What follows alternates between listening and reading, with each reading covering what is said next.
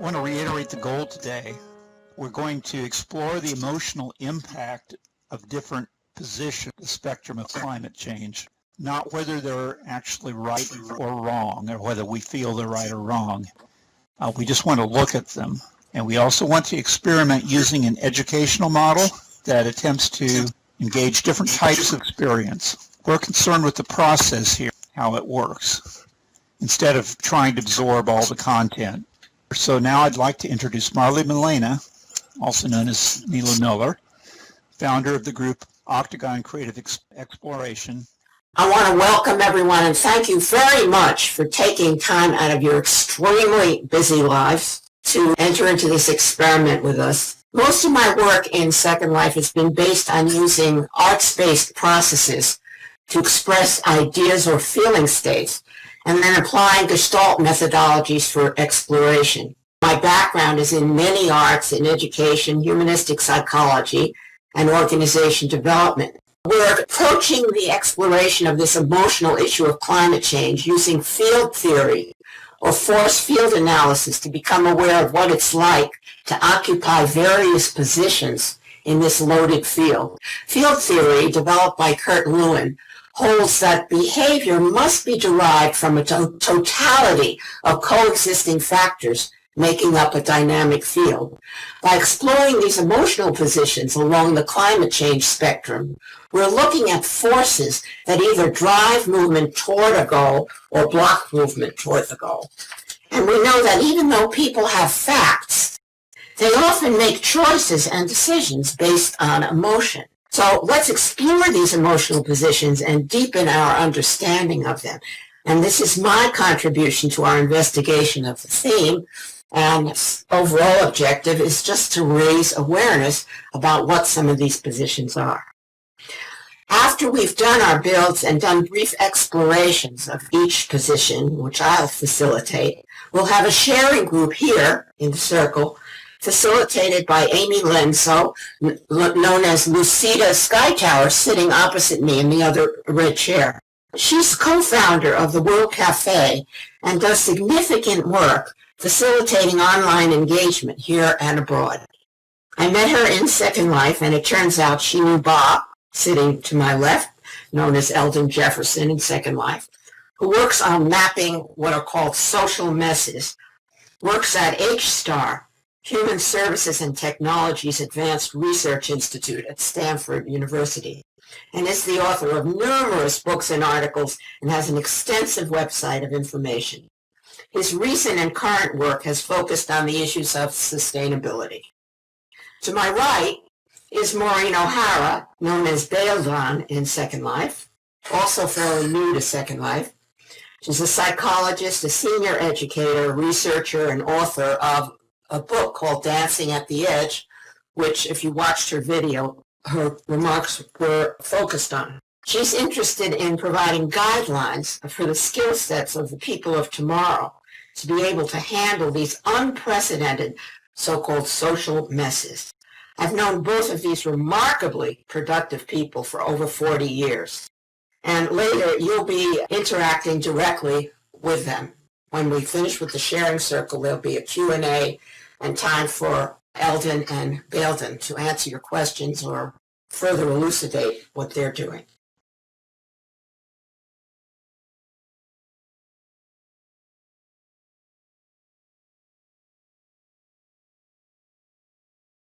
So we have Hef, Liz, dancers, Lucida, and Carla building, right? So those are going to be our experiments. We're trying out whatever positions they got, and then it'll be enough for us to see how this process works. The rest of you can look at the climate change positions chart that Fran and I put up to see what all of the positions were. And there'll be some, the numbers that we didn't cover, that weren't covered. Builders, when you finish with your symbolic representation, let me know. Now, I want you to check, I always ask people to check with their bodies at home at the computer which is a barometer that helps you with the feeling process, with the focus, and to see whether the feeling that you're having with this position matches what you're putting on the screen. And you'll feel a kind of click that says, yes, that's it, or no, that's not quite right. That needs to be bigger or more translucent or a different color or whatever. So check with your body. This is a real body-mind kind of exercise here.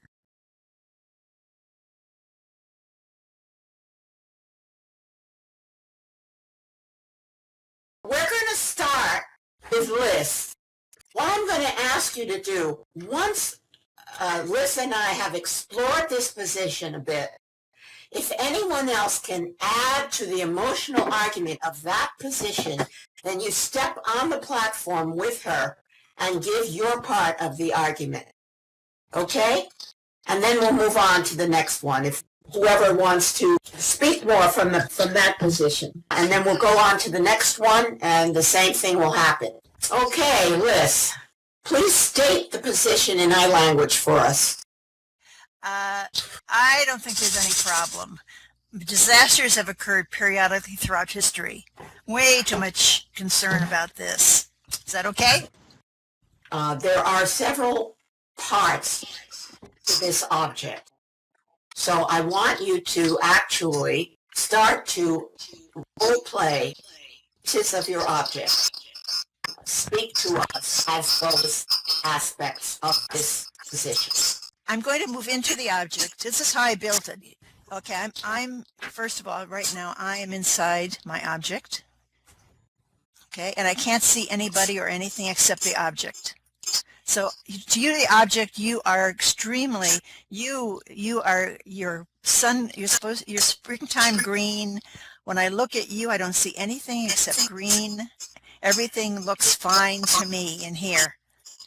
I don't have to see anything, even though I'm feeling really uncomfortable about something else that's going on here. Okay, now if you were speaking as that green part, what would you be, how would you represent yourself? I am making you feel good. I mean, don't go beyond me. You just enjoy where you are right here. I'm comforting you. I'm taking care of you. You don't have to see anything. This thing around me is really annoying, but you don't have to pay attention to it. Don't look up. Don't look out. Okay. All right, great. All right, now go to the thing around and be that. Hey, I'm crazy. I'm spinning crazily.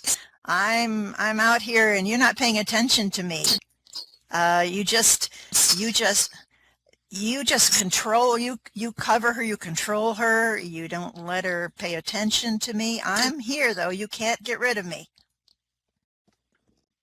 Summarize what this whole build symbolically is saying or representing. Summarize it to the rest of us, and then I want anyone else who can develop the feeling of the initial argument, which is there's no problem. It's a dissociation position, to come and join us on the platform and give more parts of this argument.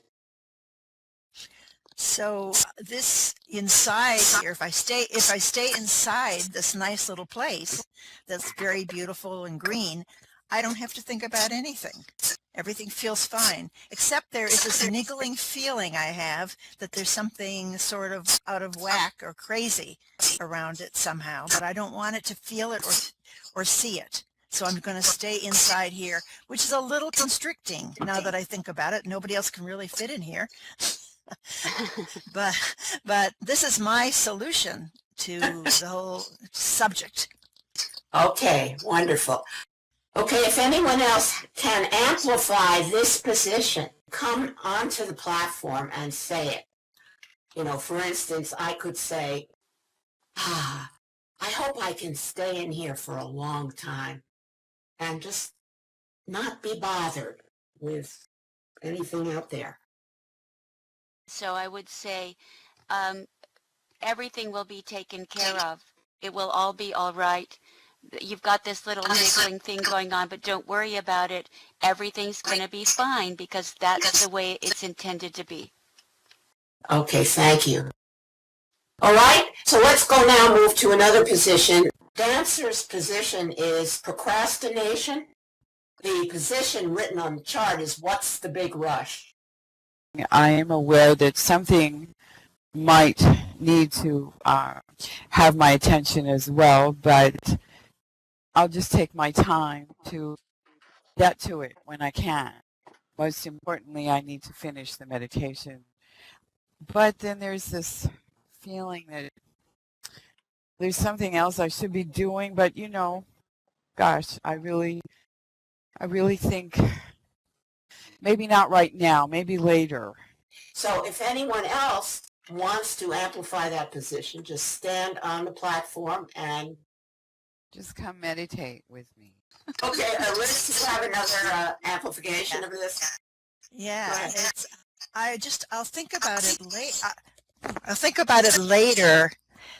Procrastinate, it's just right now doing this is much more fun, that's all. Later. Mm-hmm. And it's more relaxing. And That put me in mind of saying, as long as I can surround myself with things that are beautiful, I don't have to think about the problem. Let's go on to the next one. Sure, y'all can come over here to platform 7.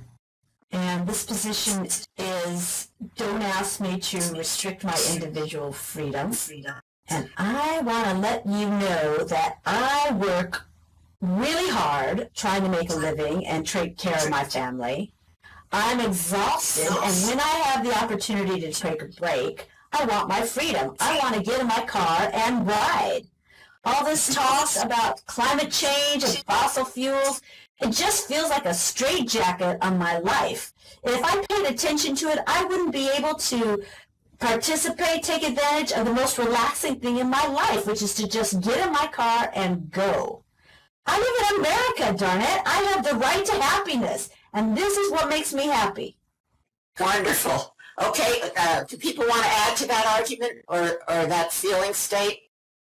Get right into it. See if you can adopt it for the moment as your own position. go for a ride with you. Where are we going to go? Where can we go that's really fun? Just hop in, babe. I know all kinds of good places to go. All right. As the car, I just want to tell you that I am the American dream. I am the gas guzzler. The bigger, the better. I'm a Humvee. Or a Hummer. So just climb aboard and don't think about anything else but me. Mm-hmm. Life is short, and we work very hard, and, when we have any kind of leisure time, we should be allowed to enjoy it and not worry all the time about the world's problems. Phooey. My position is that this is, about the human consciousness, and it's a challenge to human consciousness to change and grow in order to preserve the planet. And I see this as a continuum. Going back, we see our beautiful Earth, but in reality, this is a plane of existence that's designed for us to learn to take care of each other and to grow and develop spiritually. And although it looks beautiful and calm and peaceful, inside it's twisted and hard and ugly in many ways. And human development throughout has been moving always through hard lessons. Now we're one world and we're one earth. And the challenge is whether we can grow spiritually and become inclusive and loving enough to be able to maintain this earth, or now that we have this ability, will we destroy it? And so I'm optimistic. I believe that we're in this challenge, and we see the ugly, twisted things of it coming out, but growing and expanding into this more enlightened state of being. Okay, so now just as an experiment and getting deeper into the feeling state of position, you remember what you said about the white part and the gray part. The gray part is, so instead of using it language, use I language for each of those parts. I've had many challenges in my own personal life, and I've known that there were times when I felt conflicted, and I've made choices that I learned through hard experience were not the right choices, that I would do things, and often it had to do with my being selfish or self-centered. Um, and so when I have learned from that is to balance meeting my own needs as a human being without damaging other people. But I've done that through these very difficult, sometimes dark and painful experiences. As I've learned and grown, the pain of it has become less. And the twistedness of it has become less, and I've become clearer in myself about what I'm trying to do and what I need to do to live a happy life on this earth. Okay. If we were going to state it simply, you would say I have a beautiful, clear dome part of me, and I have a twisted part inside that comes out in various forms. And when it's related to climate change, I recognize that my consciousness needs to be clear in order for me to deal at all with all that darkness. Or maybe I need to address the darkness in order to become more clear. So it's in terms of the actual object that we're talking about, the feeling state. Anyone else want to add to this position? This is a place where I could just meditate and it would be okay. The way the position was set up initially is that our consciousness must change if we are going to do anything about the kinds of problems we have. But there are a lot of different ways of looking at that. For some, they'll say that you have to deal with the problems in order for consciousness to change, and others will say it the other way around. So there are different ways of expressing that or looking at the issue.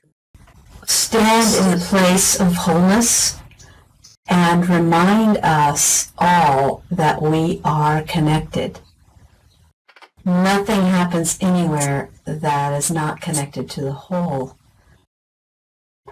When we recognize our relationship, our interrelationship with all things, we begin to change our behavior. We begin to change our consciousness. Okay, let's move over to F station. F, would you state your position first and then become the object and speak? I'm one of those people who I keep myself very, very, very well informed.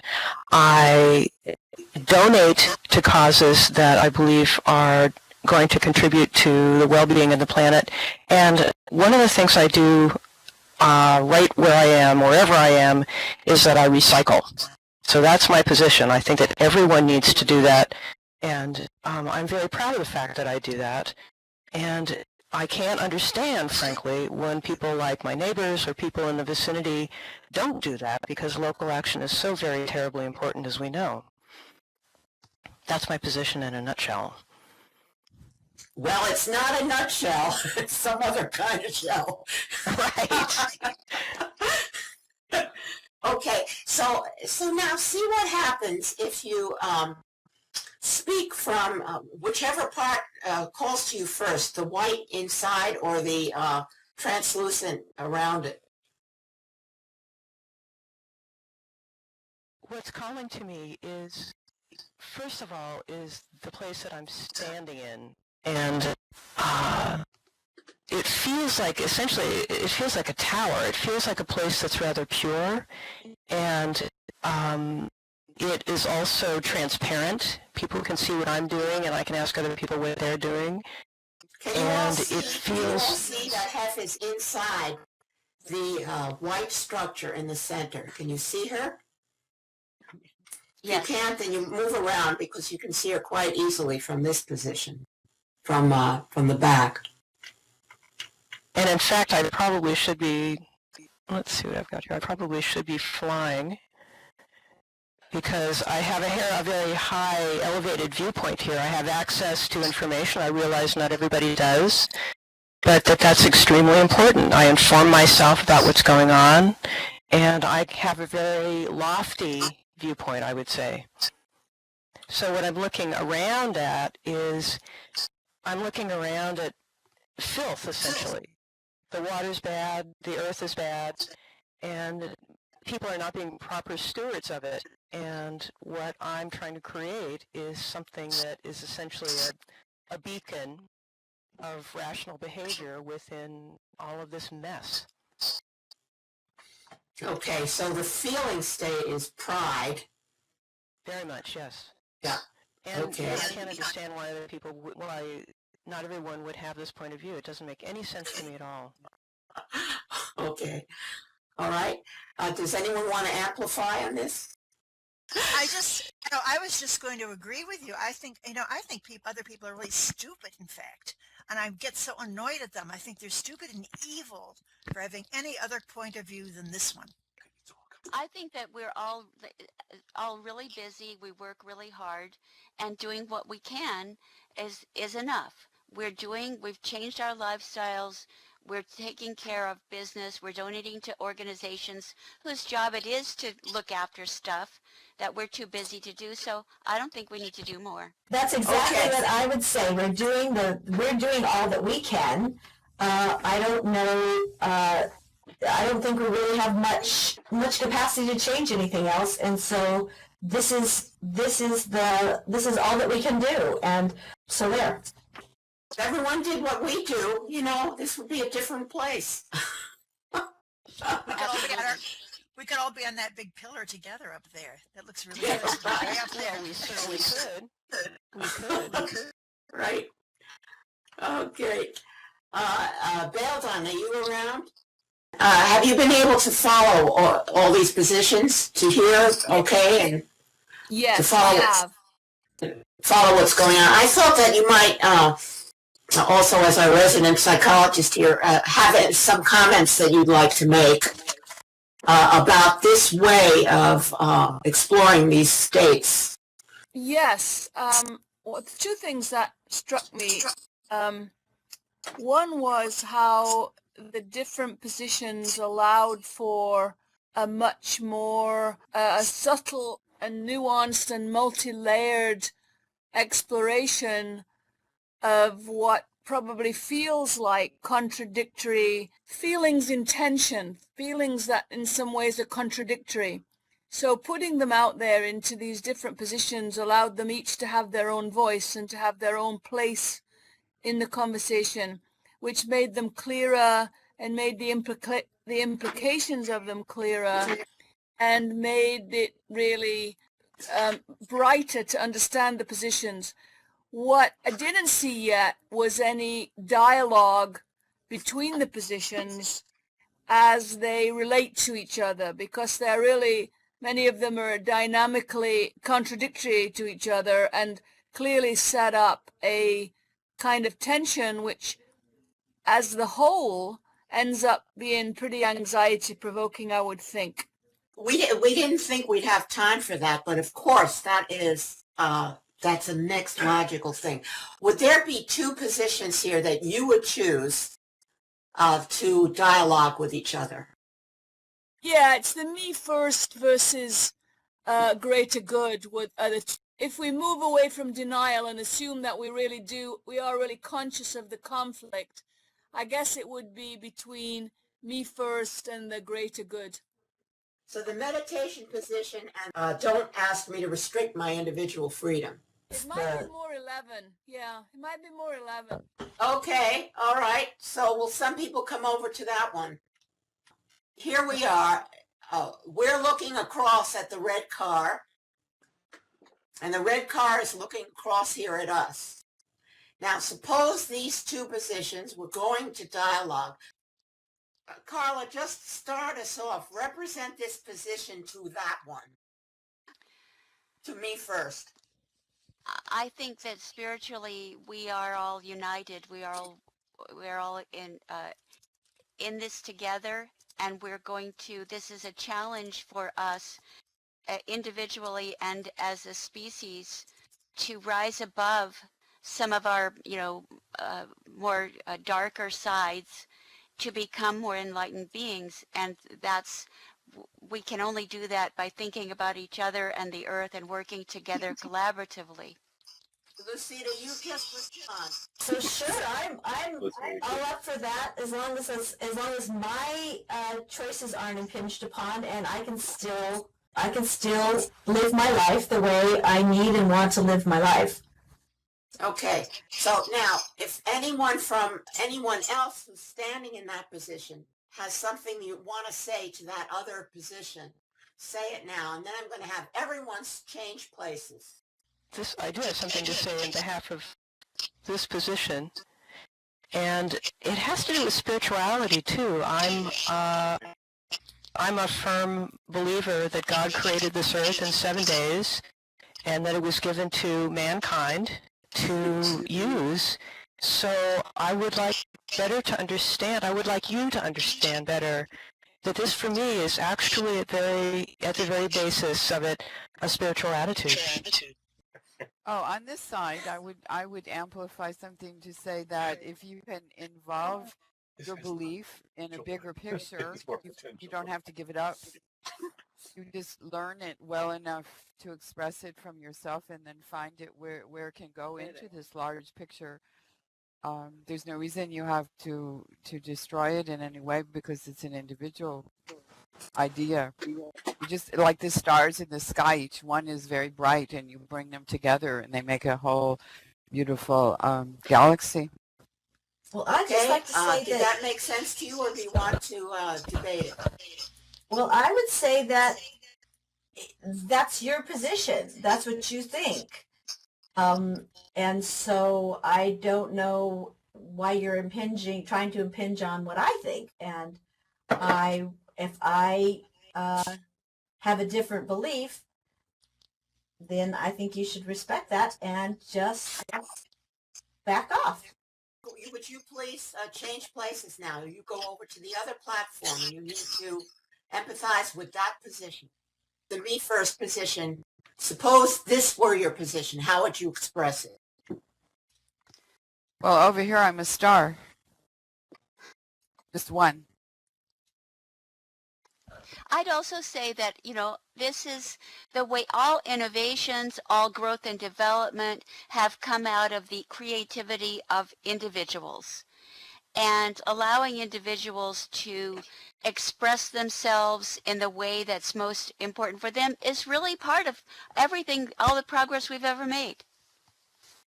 Okay, so that's a good new point you're making about that innovators often are individuals. Start out that way. Okay, and let's go over here now and see what you have to say back.